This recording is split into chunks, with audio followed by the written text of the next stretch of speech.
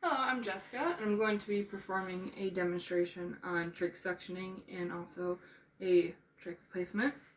First, we're going to go around the room to prove that I'm not using any note cards or cheating in any form.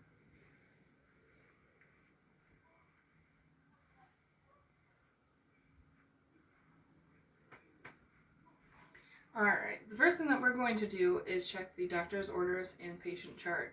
This is to ensure that we are doing the right procedure and to gather any other necessary information needed regarding this patient.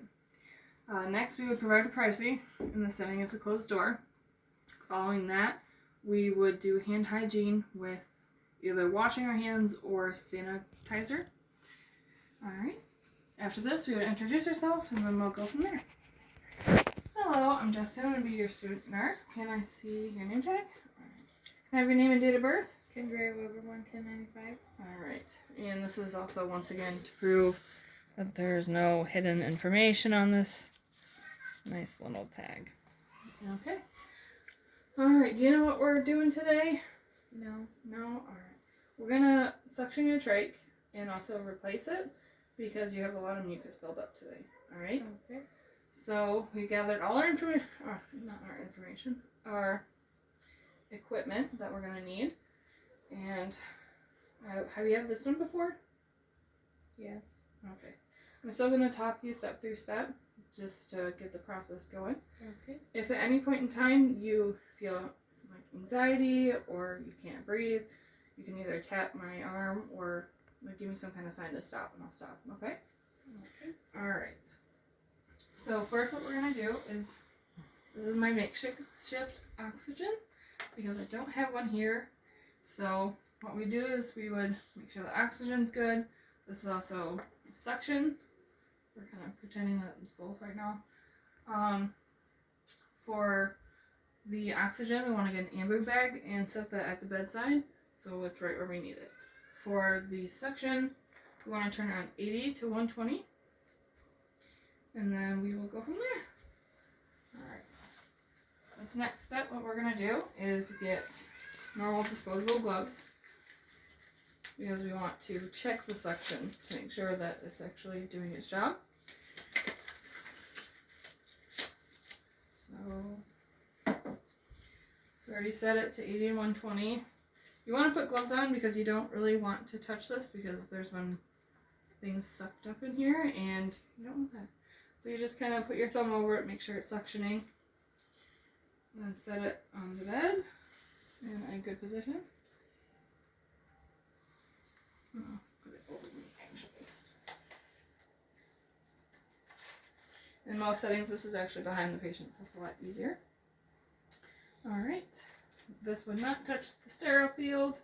That did not happen. Okay, so we got all our things. The next thing we're going to do is we're going to take off these gloves, so now they are dirty. I'm going to put you in a semi-Fowler, which right now she is. So that's good. Normally you'd raise the bed. I can't really raise it. You would lower the railing, make sure it's at a comfortable height. Alright. Are you ready? We're going to set things up. Alright, first you're going to take your tray, open it away from you, making sure not to touch it or contaminate it. I'm going to take your normal saline and insert it into the tray. You want to do both sides. Okay. Next, this is not sterile. I want to put some sort of barrier here so you don't get any mucus on the patient or their gown or clothes. Sorry, pop up a little bit. Okay.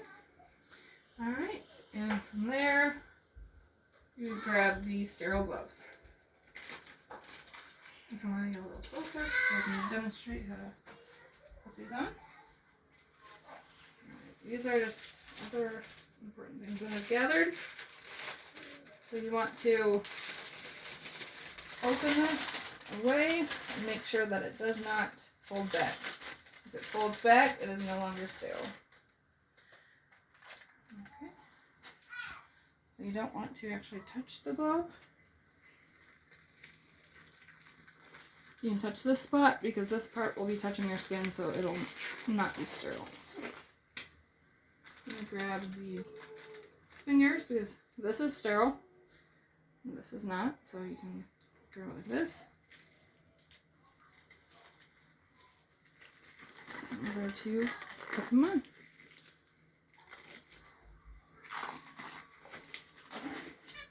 So now that we have this down, this can be used as a sterile field, so I'm going to set my things out.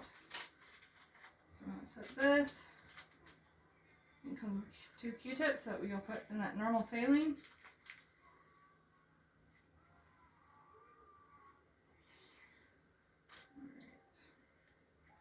Right now, we're just going to put this in here because I forgot to before. Normally they would have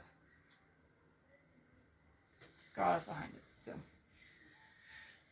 that'd be obviously there before, so we're just going to disregard that. I'm still sterile. I have not broken the sterile field. So we will continue from there.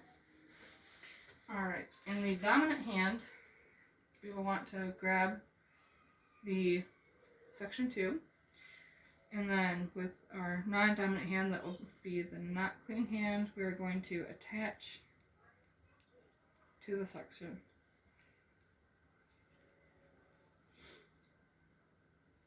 Making sure that we do not touch this spot with this hand anymore. Alright. So what I'm going to do is I'm going to hyperventilate you, or hyperoxygenate your lungs, and it could feel like you're not able to breathe for a minute because of the suction, but it'll be okay. Alright? Mm-hmm. Like I said, if there's any issues, just tap my arm and let me know. So normally we would have the amber bag, but I don't have one, so I'm just going to kind of pretend.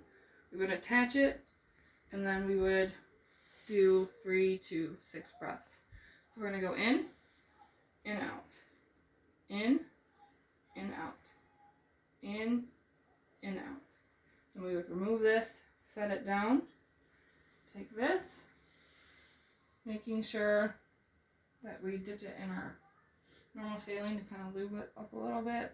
So it goes in, insert it until you meet resistance, and in a circular motion, you would pull it out. You do this 10 to 15 seconds. Alright. So then you would want to wrap that with your dominant hand. Put this in the sterile saline, and then hyperventilate again. So breathe in, breathe out. Breathe in, breathe out. Take this out. And as you're suctioning, you will first put this in, then include this Y port right here, and that will be the suction. Do it again. And second to third time should be fine. This one done, but normally one. We're just going to set it there. Alright, with the non-dominant hand, there is normally a piece in the trach to where you pinch it, and then you could pull it out, or you put it in. So with this hand, the non-dominant, you would take it, pinch it, remove, grab the new one that you've taken out of the sterile packaging, and insert, making sure not to touch anything, and make sure it clicks. That is removing that. After this, you are no longer sterile. Alright. So you would remove the gauze. You would take the Q-tips, normal saline, clean the area, dispose. Clean the area, dispose. I like to take extra Q-tips, the soft end, and you'll take this, the new gauze, and this would be a lot tighter, and just kind of nicely push it up comfortably. Right now it's kind of difficult because it's not a sturdy trach. So then that would be like that. Alright, and then if the strap needed to be changed, you'd need 2 people to hold that securely so that doesn't move, and then to wrap it around. And that. But for right now, we do not need a new strap. After this, we would take everything, gather everything Alright, take this.